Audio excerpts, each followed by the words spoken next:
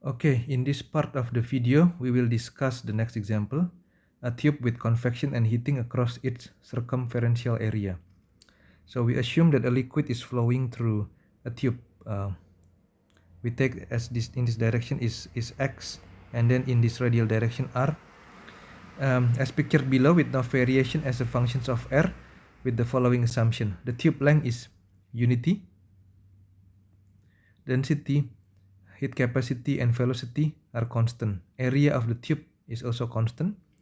The tube is heated with the constant flux heat per unit area and time q across its circumferential surface with characteristic head length of L. So if I take this particular rested area and then cut, for example, in here I cut in half, okay, then I can basically and elongate this band into these things in here. Okay, so this should have an area of ls multiplied by delta x.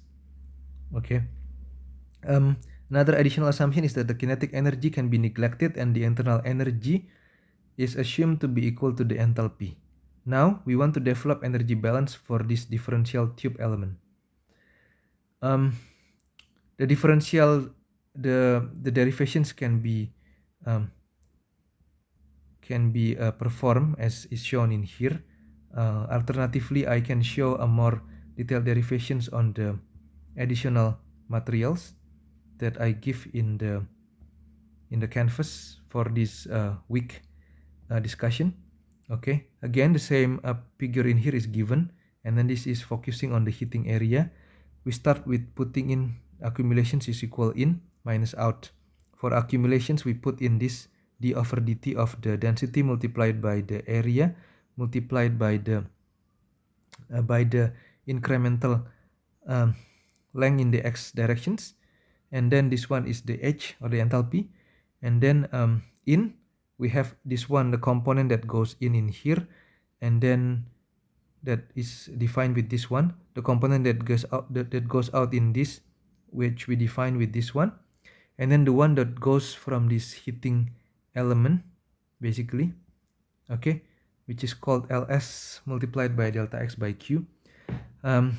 Most important is that we check the units whether this all are the same or not. All should have the units of joule per second. If the unit is not correct, then something is not correct in terms of the variables that you put into your equations in here, or in here, or in here. So units consistency giving you a good way to check whether your balance is correct or not.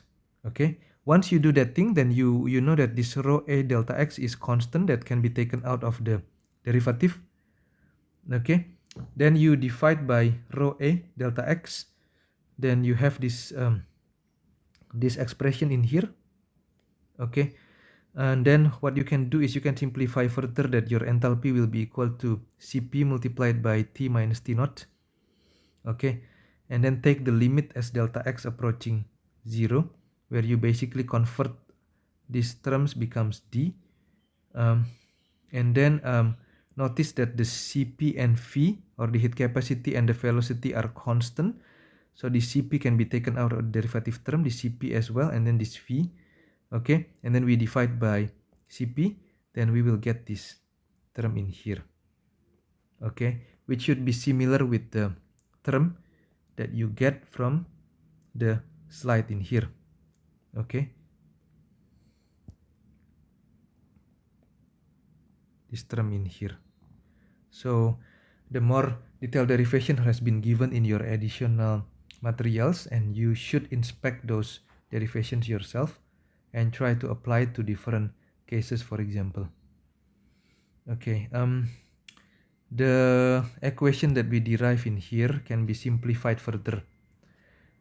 If we put an assumption that there is a surrounding medium with a constant temperature Ts, so that a relation can be defined between the heat flux and the temperature difference as follow.